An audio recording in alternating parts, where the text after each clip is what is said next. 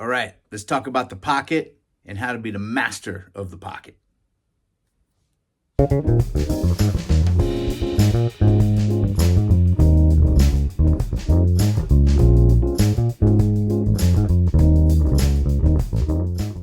right, so when we talk about playing in the pocket, like what does that actually mean?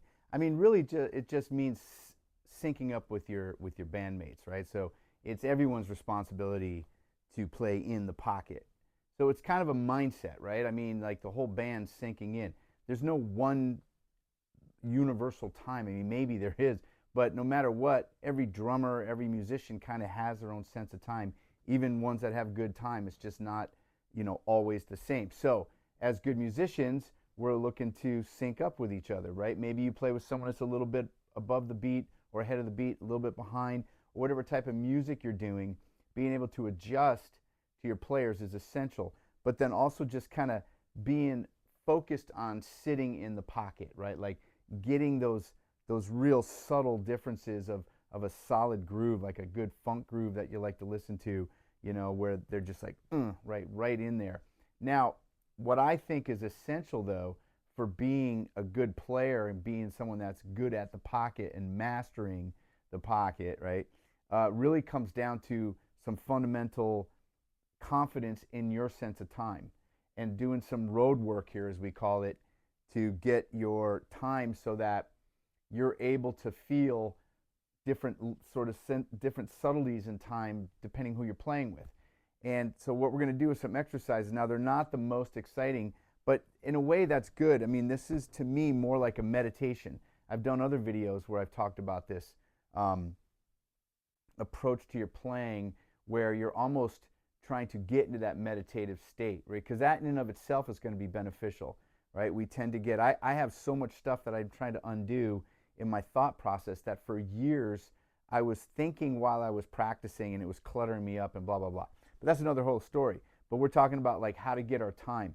So these exercises, right, are going to be, again, very fundamental, but with the mindset that we want to get into it. And I'm just going to pick one note and we're just going to work our whole notes. We're going to set the metronome real slow, like 70. We can go even slower, but for the sake of the video, I'm just going to set around 70. And then we're going to hit our whole notes. And we're going to try to feel the groove of the whole notes. Then into the half notes, so 2 beats per measure, right? Quarter notes, 4 beats per measure. And then we'll do triplets as well, 3 beats on each beat, and then 16th notes. Or excuse me, we'll do quarter notes, we're going to do eighth notes, we'll do triplets, and then we'll do 16th notes. And for the sake of this video, we're not going to do any real syncopation. We'll talk a little bit about playing off beats, but this could go on for, I mean, it's a lifetime study really getting into syncopation and that, but once we can get solid with this feel and really internalize that and get comfortable with it and try to make it groove, try to make it swing. So I'll just do we're going to do a short example of this, but the more you can implement in this practice or make it, a good 5 minutes of your practice at least, let's say you're only doing 30 minutes a day, try to get 5 minutes, 10 minutes, right? And really just sit in with that. And then you can expand it, and we'll talk more about that in a second. But here, let me show you what I'm talking about with these exercises. So we got our metronome at 70, our whole note, 2, 3, 4. Let me just do B flat, 2, right? So here you go.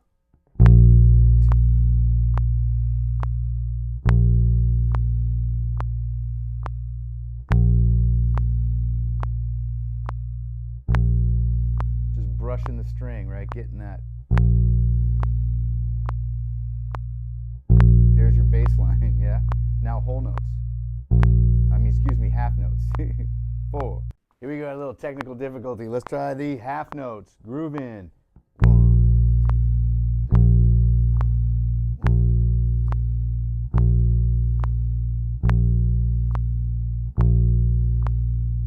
3. Okay, quarter notes.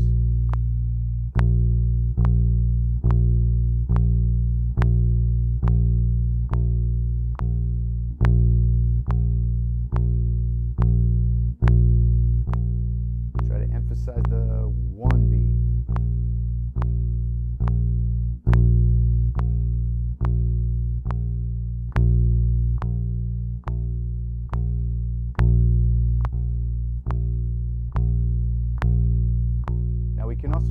quality of that note.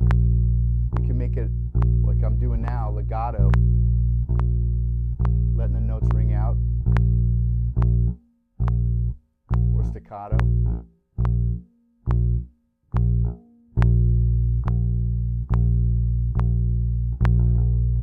Can trill it a little bit. Now we'll go on to our eighth notes, right?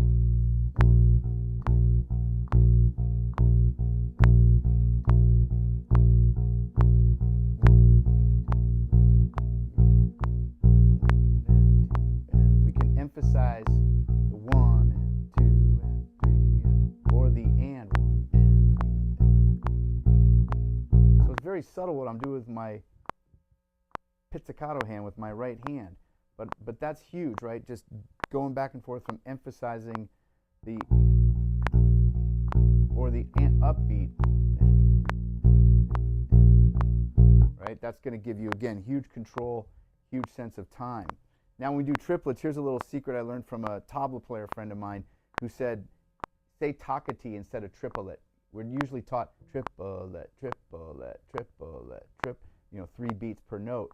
But if we say toccati, toccati, toccati, toccati, toccati, and then with that, you can emphasize toccati, toccati, toccati, toccati, toccati.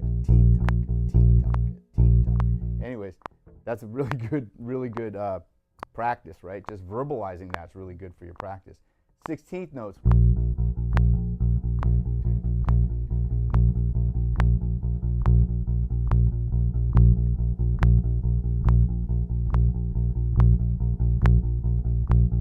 Trying to swing it.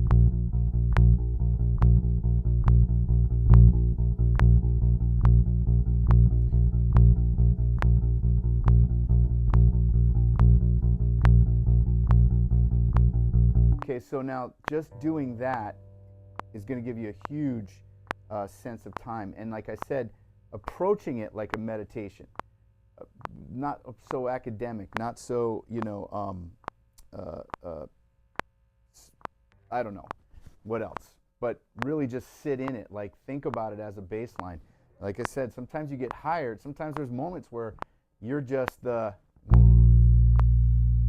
someone needs you to be really on that one, but not just play the one, feel it, and sit in that pocket. All that space is huge, but this is just going to help you with that sense. So when you play with people, you've already got this good, heightened sense of internal time that you can adjust a little bit. You can groove with it, or mesh in with your players and sit in the pocket. And obviously you could take this exercise, infinitely what we can do with this, right? We can start playing scale tones, right? Or just like maybe quarter notes, right? Simple idea, major scale. See, I rushed it there.